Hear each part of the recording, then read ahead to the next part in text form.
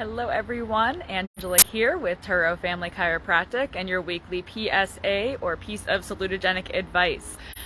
So this week we are kicking off a new month. It is now March. March is National Nutrition Month, so all month long we're kind of focusing on busting different myths when it comes to nutrition, and again maybe correcting some misconceptions that are around there, because we know it gets very confusing as far as, one day we hear, eat this, and the next day it's no, don't eat that. And so it can be very confusing when you're looking to be healthy and clean up your diet and to truly understand what you should be doing. And a lot of the answers come down to, just kind of keeping it simple. But again, want to address some of those myths this month to make sure that you're following us on social media all month long. But today I want to start out with one that get asked a lot. It seems to create a lot of confusion or just, misunderstanding, which is breakfast the most important meal of the day? And if it is, what should you be eating for breakfast? So with that being said, technically, yes, any meal, whatever your first meal of the day is your breakfast. Breakfast is literally breaking the fast. So does that need to be necessarily first thing in the morning? It really kind of depends on your overall lifestyle, what you're eating, when you're eating, how active you are, when you're being active. All of these things really contribute. For most people that are very sedentary, people can really benefit from longer periods of fasting, meaning more than just the 10 or 12 hours overnight of fasting. So delaying that breakfast can be beneficial. Some people benefit more from kind of getting up and getting that energy first thing in the morning, especially people who are more active, especially if you're being active in the morning. So it really comes down, the answer is kind of yes and no. As far as what you need and what your body needs, sometimes it really just comes down to seeing what works for you. If you're a regular breakfast eater and you feel good and you have, a good amount of energy, then I'm not saying cut that out. It's an option for people that might be struggling and are looking for, ways to kind of change up the diet and clean up the diet. Skipping or delaying when you eat your breakfast can be one of those changes that can really help and be beneficial. At the end of the day, though, it's really going to come down to what you were eating. So if you're rolling out of bed and eating, a very high refined carb, refined sugar breakfast, then that can really cause issues, especially if you then go and sit at your job all day and you're not really burning that energy, because carbohydrates are very quick burn energy, and if not, they get stored. So if that's, kind of how you're starting your day and then you're not using that energy, one, it's going to spike your insulin and kind of lead to these insulin spikes and drops throughout the day, which is going to lead to more sugar cravings.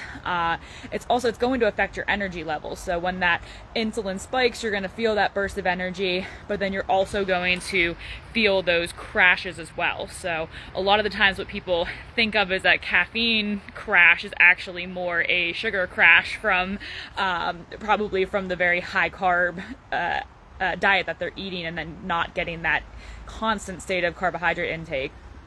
So when you're thinking about what to eat for breakfast, unfortunately, most of the foods that are marketed as quote unquote breakfast food are very high refined carbohydrates and sugary foods. So if you look at, the cereals and bread, toast, pancakes, waffles, baked goods. I don't know where baked goods came from as far as being marketed as a breakfast food. It's like, we decided that we needed an excuse to have sweets first thing in the morning, so we made muffins and bagels and donuts, and somehow a donut's okay to have for breakfast, but not a piece of cake, even though they are literally the same thing. So just kind of think it's interesting how things are marketed in this country and how we justify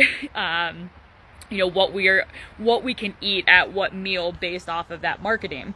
So I get asked a lot, what should I eat for breakfast? I don't like, people are like, I don't know what's a good protein to eat for breakfast if I don't like eggs. And I always ask people, I'm like, well, what do you eat for your other meals? And they're like, oh, I'll do chicken or steak or, pork or whatever. And It's like, okay, so eat that for breakfast. And, and for some reason, again, we've gotten this in our heads that there have to be certain foods that are acceptable to eat in the morning versus the afternoon and evening.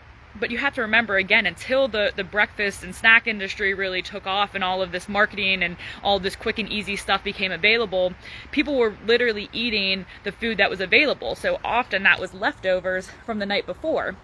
So if you had your, steak and potatoes the night before, or stew or whatever you had left over, that's what you were then eating the next day. So, and actually it's funny because we kind of grew up that way. My dad always was eating leftovers for breakfast, and I thought it was so weird, but honestly, in hindsight, he kind of had it right. So that's pretty much, when people ask me, what do you eat for breakfast? I'm like, well, a lot of the times it's chicken and broccoli, because that's what I have meal prepped and that's what's ready to go. And that's what's going to give me the energy that I need to get through my morning and get through the day. So, most people wouldn't necessarily think of that, but again, find the foods that you like, that you enjoy, that are healthy and give you that energy. I like the ones that are easy to meal prep and have made up in advance, because then it's easy to whip back up if I'm home, or grab and go if I'm going to be run into the office or running around.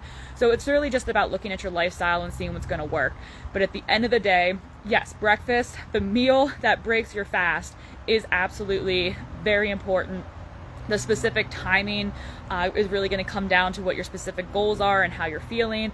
And then ultimately what you eat is going to make a huge difference. So you really want to make sure you're looking for a good protein-rich, healthy fat-rich meal, as opposed to the highly processed, refined carbohydrates and sugars that are just going to give you that quick burst and then even quicker crash of in your day. So ultimately, that is your PSA. So if you have any specific questions about your diet, your routine, what kind of changes you can be making, always feel free to reach out. That's what I'm here to help people with. Is again, it's simple to think about, but when it comes to applying it to your specific life and preferences, it can be difficult and it can be frustrating if you're trying to make changes and you're not getting the results that you want. So always feel free to reach out and we can help you with that in any way possible. So thank you guys so much. Follow us all month long for our nutrition myth busting, and I will see you guys the same time next week. Have a wonderful day.